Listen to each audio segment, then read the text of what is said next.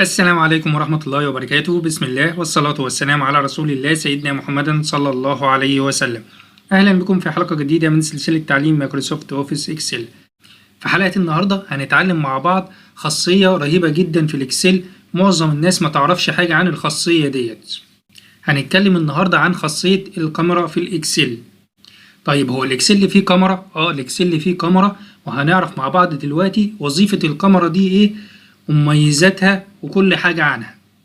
بس في البداية يا ريت ما تبخلش عليا بلايك للفيديو، واللي بيشوفني لأول مرة يعمل اشتراك في القناة، ويلا بينا مع بعض نشوف الخاصية دي بتعمل ايه بالظبط.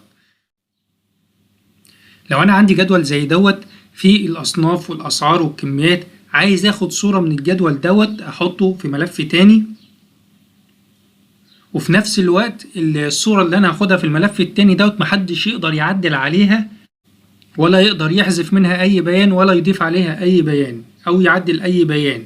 وفي نفس الوقت برضو لو أنا عدلت في الملف الرئيسي بتاعي يسمع تلقائي في الصورة اللي أنا بعتها في الملف التاني. يعني إيه الكلام دوت؟ طيب عشان نفهم الكلام دوت هنشرح مع بعض واحدة واحدة إزاي نعمل الكلام دوت. طيب أنا هنا عندي جدول زي ما انتوا شايفين كده فيه الأصناف والأسعار والكميات. طيب لو أنا عايز آخد صورة من الجدول دوت هعمل إيه؟ هبتدي أعلم على الجزء اللي أنا عايز آخد منه صورة.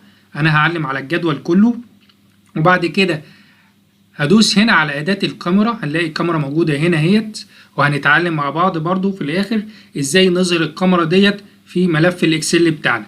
هنضغط هنا على أداة الكاميرا ديت، مجرد إن أنا دوست عليها هتلاقي ظل للجدول زي ما انتوا شايفين كده، وهتلاقي الماوس بقى عامل زي علامة الزائد زي ما انتوا شايفين كده.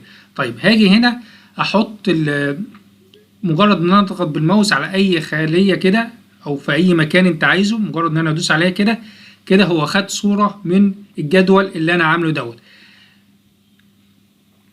لو لاحظتوا معايا ان دي عبارة عن صورة بقدر احركها في اي مكان انا عايزه، وفي نفس الوقت ما بقدرش اكتب جواها او اقدر اعدل جواها زي ما انا عايز.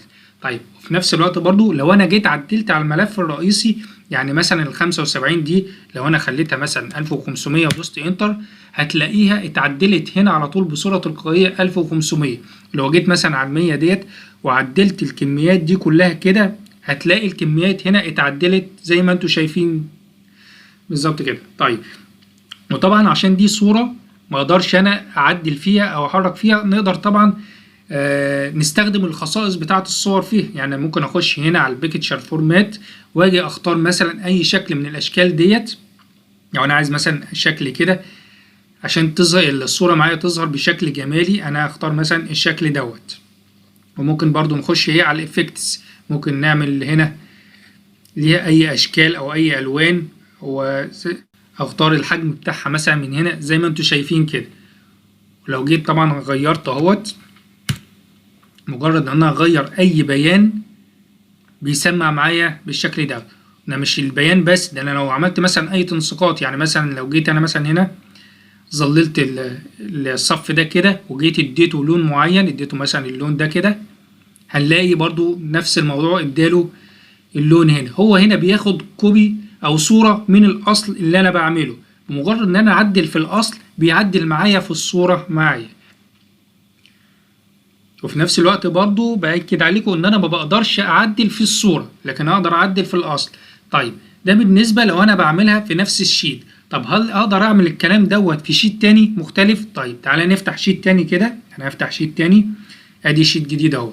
لو جيت هنا هنعمل نفس الموضوع، هنعلم على الجدول او الجزء اللي احنا عايزين نعمله. انا ممكن اعلم على الجزء ده بس، الصنف والسعر بس، فانا هعلم مثلا على الجدول كله كده.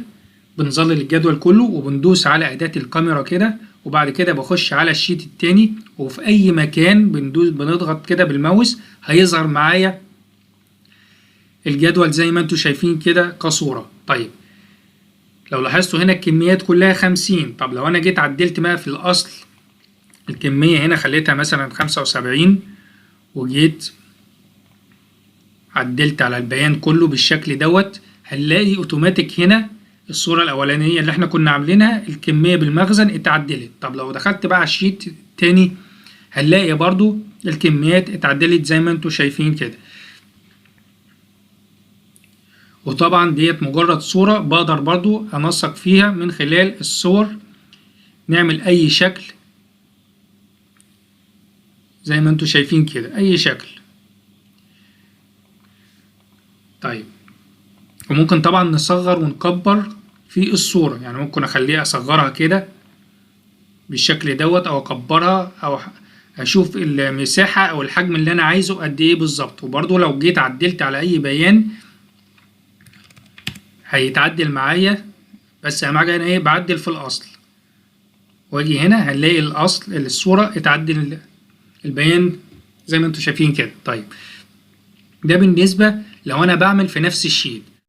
طيب لو انا عايز ابعت الصورة ديت لملف تاني منفصل عن الملف ده، ملف خارجي، بحيث ان اللي بيشتغل في الملف دوت يبقى معاه صورة عارف الاصناف والاسعار والكميات اللي في المخزن قد ايه، وفي نفس الوقت ما يقدرش طبعا يعدل على الصورة دي. طيب انا هفتح ملف جديد خالص، هننزل دي كده، وانا عندي هنا ملف اهو الفاتورة. لو فتحت ملف الفاتورة كده، بحيث ان اللي بيشتغل على الفواتير ديت، انا عندي فاتورة اهيت، عايز دلوقتي يبقى انا ايه قدامي الصورة من الاصناف اللي موجودة في المخزن والاسعار والكميات، بحيث ان انا لما اجي اعمل فاتورة ابقى عارف الكميات قد ايه والاسعار قد ايه. طيب هنيجي كده نخش على الملف الرئيسي بتاعنا، وهاجي على الجدول الرئيسي بتاعنا، هناخد منه هنظلله كده، وهنيجي على اداة الكاميرا هنضغط عليها، وهاجي ننزل بقى الملف ده كده، وهفتح الملف التاني، هحط انا مثلا هنا في اي مكان فاضي،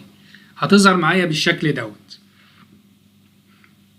برضو دي عبارة عن صورة، اقدر برضو اختار اي شكل انا عايزه يبقى قدامي بالشكل دوت. طيب هنا انا عندي الفاتورة اهيت، وعندي البيان اللي موجود في المخزن، الاصناف والاسعار والكميات. طبعا انا هنا كمستخدم مش هقدر اعدل على اي بيان في السعر او المخزن او الاصناف. طيب انا بمجرد بس ان انا ايه بشوف كده، اقدر اختار الصنف، الفلاشة 32 جيجا، الكمية عندي قد ايه، الكمية عندي 75 وسعرها 100 جنيه. طب نشوف الزبون عايز قد ايه، 10 مثلا، وهنا السعر 100 جنيه. خلاص بقدر اعمل الفاتورة زي ما انا عايز. وفي نفس الوقت انا طبعا هنا ما بقدرش اعدل على الاسعار ولا الكميات، لكن اللي معاه الملف الرئيسي هو يقدر يعدل زي ما هو عايز. يعني مثلا لو انا خليت مثلا السعر هنا 2000 جنيه، لو عدلت مثلا كله على 2000 جنيه كمثال مثلا، وجيت قفلت كده الملف دوت، وجيت على الملف اللي فيه فاتورة، هنلاقي الأسعار كلها بقت 2000 جنيه. يبقى لما بيعدل في الملف الرئيسي بتسمع في لحظتها في الملف الفرعي اللي فيه الفاتورة دوت. يبقى اللي بيستخدم هنا أي تحديث هيحصل في الأسعار أو في الكميات هيبقى متابع على طول أول بأول، وعارف السعر النهاردة إيه والكمية اللي في المخزن قد إيه، يقدر يعمل الفاتورة زي ما هو عايز. بصراحة أداة جميلة جدا جدا. وطبعا الصورة ديت زي ما شرحنا بنقدر نتحكم فيها في الخصائص بتاعتها، مجرد ان ندوس على فورمات سيل نقدر نختار بقى الشكل، وممكن نعمل لها مثلا بوردر بلون معين زي ما انتوا كده شايفين، نختار كده الحدود بتاعتها بلون معين، ونقدر نعمل حاجات كتيرة جدا. يعني انت لو فتحت البيكتشر افكت بتقدر تختار طبعا اي حاجة من الاختيارات دي كلها، تقدر تخليها 3D او تعمل اي شكل من الاشكال اللي انت عايزها ديت. طيب احنا دلوقتي اتعلمنا مع بعض اداة الكاميرا ديت وظيفتها ايه، وازاي هي مهمة جدا في الاكسل. طيب ازاي بقى نظهر اداة الكاميرا ديت في الاكسل؟ انت لو فتحت اي ملف اكسل مش هتلاقي الاداة دي موجودة او ظاهرة عندك. ازاي نظهرها؟ هنتعلم مع بعض ازاي نظهرها، بس بفكرك يا ريت ما تبخلش عليا بلايك للفيديو، واللي بيشوفني لاول مرة يعمل اشتراك في القناة، ويلا بينا مع بعض نعرف ازاي نظهر اداة الكاميرا ديت. طيب انا الكاميرا عندي هي مش موجودة، مش ظاهرة في اي تاب من التابات ديت. انا دلوقتي عايز اظهر الكاميرا، نظهرها ازاي؟ اول حاجة انت بتشوف عايز تظهر الكاميرا فين. عايز تظهرها مثلا في قائمة هوم، او في قائمة انسيرت، او في قائمة بيج لاي اوت، او في اي قائمة من دول. القائمة اللي انا عايز اظهرها فيها بنيجي نقف على القائمة الاول. يعني مثلا عايز اظهرها في قائمة هوم، يبقى بقف على قائمة هوم كده بفتحها بالشكل دوت. طيب هنعمل ايه بعد كده؟ ممكن اظهرها باكتر من طريقة. اول طريقة بخش هنا على قائمة فايل، وبعد كده بخش على اوبشن، ومن اوبشن بنختار هنا كاستمايز ذا ريبون بالشكل دوت. انا عايز الشاشة ديت. طيب ممكن اظهرها تاني بطريقة تانية، ان انا باجي على الملف بتاعي كده من فوق، اي مكان كده فوق بنضغط عليه كليك يمين وبنختار هنا كاستمايز ذا ريبون، هتظهر معايا نفس الشاشة اللي احنا ظهرناها اول مرة. طيب ازاي بقى نظهر اداة الكاميرا ديت؟ باجي هنا لو بصيت على الجزء اليمين دوت هو اوتوماتيك وقف لي على قائمة هوم اللي انا كنت فاتحها. طب لو انا جيت وقفت على قائمة مثلا داتا وجيت اخترت هنا كاستمايز ذا ريبون، هتلاقيه وقف لي هنا على قائمة داتا زي ما انتم شايفين كده. طيب انا عايز اظهرها في قائمة هوم، هنخش هنا على قائمة هوم، هنقف على قائمة هوم وندوس هنا كاستمايز ذا ريبون، وهاجي هنا اول حاجة هعملها عايزين نعمل نيو جروب. هنعمل نيو جروب، هنضغط عليه، مجرد ان انا اضغط عليها بس كده طلع لي هنا نيو جروب. طيب وبعد كده هعمل ايه؟ هاجي هنا على السهم اللي فوق دوت هنخليه اول كوماند، اي حاجه هتلاقيها ظاهره هنا هنفتح السهم ونختار اول كوماند عشان جميع الادوات وجميع الخصائص تظهر معايا في الليسته اللي موجوده هنا. وبعد كده هقف على اي واحده، ومجرد ان انا اقف على اي واحده بالكيبورد هدوس على حرف السي، هتجيب لي اول كلمه او اول اداه عندي بتبتدي بحرف السي. طيب لو نزلت كده هنلاقي الكاميرا موجوده هنا اهيت، بقف عليها وبعد كده بدوس اد، هتلاقي الكاميرا ظهرت هنا كده، وبمجرد ان انا ادوس اوكي هتظهر معايا هنا بالشكل دوت.